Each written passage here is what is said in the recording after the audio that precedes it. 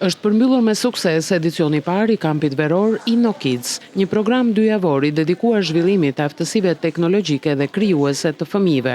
Gjatë 2 javëve, 80 fëmijë morën pjesë në aktivitete të shumta, edukative dhe argëtuese, të organizuara në ambientet e bibliotekës së fëmijëve Thoma Turtulli dhe qendrës rinore të Korçës. Përmes punës praktike, lojrave edukative dhe sfidave kreative, fëmijët patën mundësinë të njiheshin me botën e programimit, robotikës, teknologjisë dhe inovacionit, duke zhvilluar njëkohësisht aftësitë e bashkëpunimit, komunikimit dhe zgjidhjes së problemeve. Këtu në ky kamp unë mësova si të programoj, për shembull, mësova Scratch, një aplikacion i cili aty mund të programosh një sprite, një maskot, edhe mund ta bësh që të bëj çfarë të duash ti.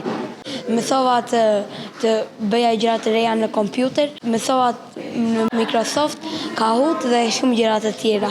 Si për shembull Microbitin, Tinkercadin ku mund të dizajnojmë gjëra me 3D dhe Kahootin ku janë kuize rreth botës. Do doja shumë që ky kamp të përsëri. Në ceremoninë përmbyllëse ishte i pranishëm edhe kryetari i Bashkisë së Korçës, Sotiraq Filo, i cili vlerësoi rëndësinë e investimit në projekte që nxisin edukimin dhe kreativitetin e brezit të ri. Është një projekt i cili bën pjesë, do të thoja, në programin e madh që Bashkia e Korçës ka organizuar prej disa vitesh tashmë, mbi 5 vjet, dhe që synon të aftësojë dhe të afrojë fëmijët të rinë të rejat me teknologjinë. Për ta përdorur teknologjinë, për të zgjidhur sfida të ndryshme dhe pse jo për ata që janë në moshë më të madhe dhe që janë në prag të fillimit të karrierës së tyre, edhe si një oportunitet, si një mundësi punësimi me të ardhura shumë të mira.